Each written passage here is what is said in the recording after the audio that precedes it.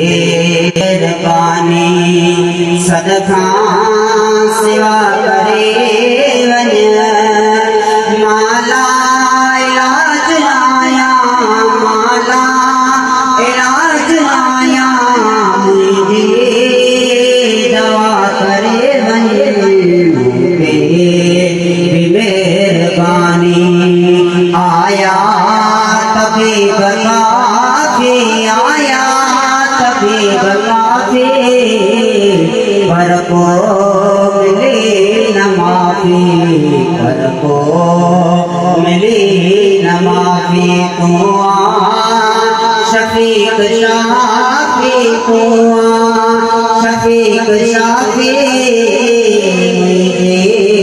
दवा करे मेहरबानी मुझे महबूबा दीने वाले फकीर के आराम थियो रात जो न फकीर जे कजड़े ते मुझो महबूब कजे गुलामन सां गॾ जलवा कर थियाइन मुझे महबूब फरमायो गुलाम छो गमगीना जियां अखियूं खोले त ॾिसे त साम्हूं महबूब बीठला पाण चवण लॻो त कुर्बत केॾा थी विया ही ख्वाब न हो ख्याल हो किए सदे पर में भी आयो तूने फकीरी हाल हो किए सदे पर में भी आयो तूने फकीरी हाल हो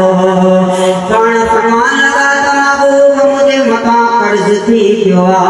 मदीने जे मीर फरमायो गुलाम गमगीन न थी परेशान न थी सुबह जे टाइम ते वञे महमूद गजनवी खे मुंहिंजा सलाम ॾिजांइ चइजां महमूद गजनवी मदीने जे मीर फरमायो तुंहिंजे मथां मुंहिंजो कर्ज़ आहे हिन कर्ज़ जे एवज़ मूं फ़क़ीर खे 360 रुपया ॾेई छॾ मदीने जे मीर फरमायो कर्ज़ अदा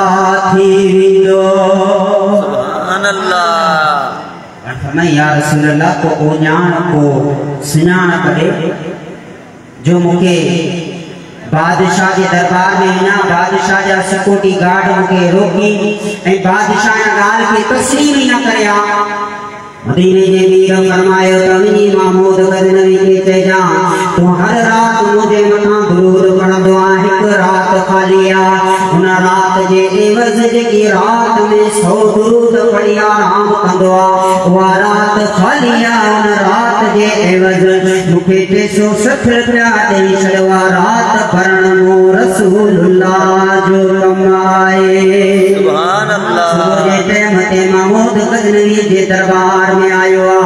सिक्योरिटी गार्ड रोकियो आहे पाण चवण लॻो अदा मां आयो न आहियां पर मोकिलियो वियो आहियां महमूद गजनवी खे ॿुधायो त अहिड़ो शख़्स आयो आहे जंहिंजा कपिड़ा फाटल आहिनि हुनजे मथे ते गिरदो गवाह लॻी पई आहे मिस्कीनी हाल आहे महमूद गजनवी चवण लॻो अदा कुझु न कयो इन हाल में सुनो ख़िज़र अलैहिस्सलाम हलंदो आहे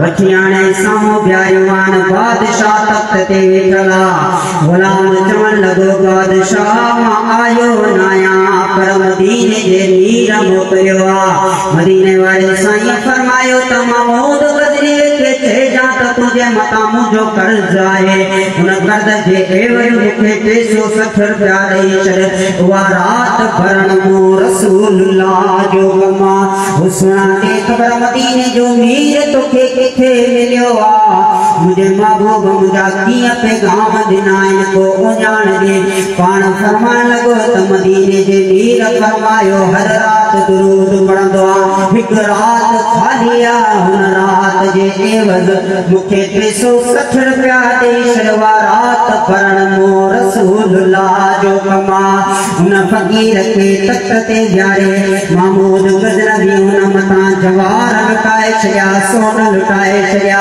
पैसा लुटाए छॾिया, मोती लुटाए छॾिया। उन फकीर के चवण लॻो फकीर वरी मदीने जे मीर जो पैगाम ॿुधा, वरी ॿुधाइण लॻो आहे बार बार मुंहिंजे महबूब जो पैगाम ॿुधंदो रहंदो आहे। आख़िरकार वो फकीर उहा हड़बदी तयार करे जिन टाइम मथे ते रखी आहे, चवण लॻो फकीर अञा ज़रूरत हुजे त महमूद गज़नवी जो दर तोला खुलो पियो आहे।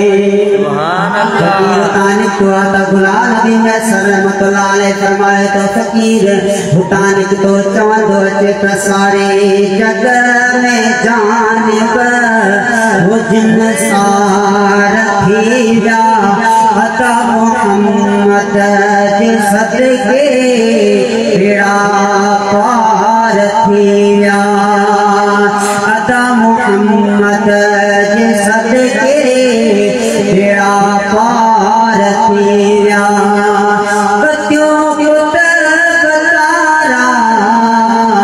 बत्ती छाए बिजली मोहम्मद मिठे जी लिखी तेज तजली, चवा चैन तरफन चवा चैन तरफन वो चमका कथीना, अता मोहम्मद जे सदके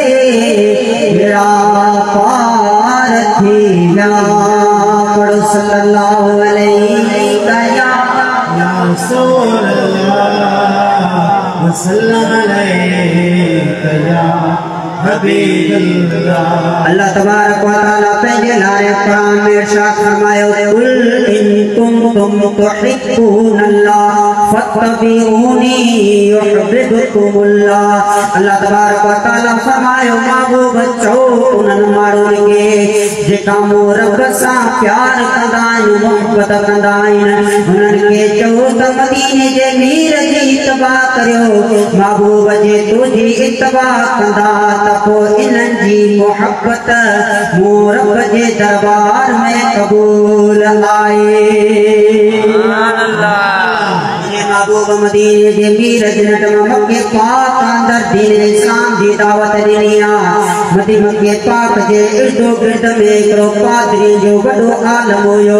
ईसा अलैहिस्सलातु वस्सलाम जे दौर जो वॾो आलम हुयो। हुनजो नालो हो अब्दुल्लाह बिन सलाम। जे अञा दीन इस्लाम में दाख़िल न थियो आहे, हुन तोरे ते इंजील अंदर पढ़ियो आहे त आख़िर ज़मान में ईंदो। हुनजो अहिड़ियूं अहिड़ियूं निशानियूं हूंदियूं जेको चंड खे पटपड़ा करे ॾेखारींदो, जेको पत्थरनि खे हलाए ॾेखारींदो, जेको वण हलाए ॾेखारींदो आहे, उहो आख़िर ज़मान नबी ईंदो पाण पंहिंजे ॻोठां निकितो आहे। हलंदे हलंदे मक्के पाक में पहुतो आहे मुंहिंजो महबूब मदीने जो मीर। मक्के पाक अंदर बैतुल्लाह शरीफ अंदर नवाफिल पढ़ी रहियो आहे। जिन टाइम मुंहिंजो महबूब नवाफिल मां फारिग थियो आहे, पाण फरमाई अब्दुल्लाह बिन सलाम कीअं अचण थियो आहे। मुंहिंजे महबूब खे चवण लॻो महबूब मूं ॿुधो आहे त तूं दीन इस्लाम जी दावत ॾिनी आहे, तूं चवे थो त मां आख़िर ज़मान बि आहियां। मुंहिंजे महबूब फरमायो जी हाँ मां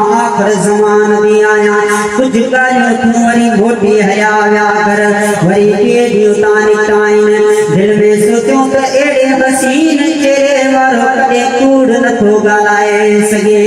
अहिड़ो हसीन चेहरे वारो हक़ ॻाल्हाईंदो आहे। ॿिए ॾींहुं वरी मोटी आयो त मुंहिंजो महबूब नवाफिल पढ़ी रहियो आहे। जिन टाइम महबूब फारिग थिया, मुंहिंजे महबूब खे सलाम पेश कया। मुंहिंजे महबूब फरमायो अब्दुल्लाह बिन सलाम अॼु वरी आयो आहियां को सलाम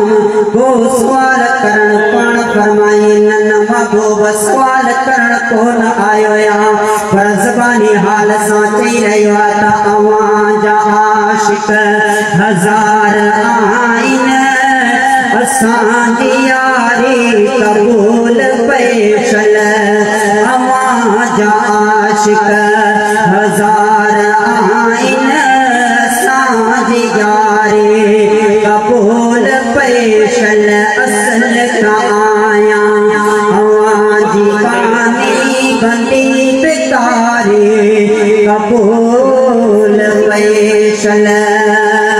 मुझा महबूब मां तुझे दरबार में आयो या को सवाल खरी कोन आयो या पर महबूब जी आए पाद गिची में अंगण जे हुआ चल अवगुण एक कचने जे जोया लख हुजन तभी माफियों बिजन में तारा मुझा महबूब मदीने जा मीर मां इन मकसद ला तुझे दरबार में आया सुना कलमो पढ़ाए मुझे दीन इस्लाम में दाखिल कयो मुझे महबूब फरमायो अब्दुल्ला बिन सलाम तू गोठ जो चबो मुरसाई गोठ जो वनेरो तू आलम में आई पादरी जो वडो आलम आई राजवारा तुझे इज्जत कंदाए नजरे तू दीन इस्लाम में दाखिल थी दे दीन इस्लाम जो कलमो पढ़ंदे त मिट छड़े विंदा मारूड़ा छड़े विंदा सब को छड़े हलियो विदो तिकारे विदो अकेलो सिर रहंदे पाण फरमाए महबूब यो तन मन बचा सब तुझे मता कुर्बान पर सुना कलमो पढ़ायो मुझे महबूब अब्दुल्ला बिन सलाम के कलमो पढ़ायो मुसलमान बनायो जिन दम मोटे गोठायो गोठ वारा के खबर पया त असां जे सरदार कलमो पढ़ी छड़ियो गोठ वारा आया चवण लगा अब्दुल्ला बिन सलाम ही तो केड़ो दीन में दाखिल थियो आहे तू एकड़े कूड़े दीन के छड़े हक वारे दीन में दाखिल थी वियो आहे छड़े न दीन के मोहम्मद जी प्रचार छड़े मदीने वाले वीर जी प्रचार छड़े वरी न अबाणे दीन में दाखिल थे पाण चवण लगा जे मूंखे सरकार मञो था आलम मञो था त पोइ यारो मां तव्हांखे मशवरो ॾियां थो त ॿिया दर छॾे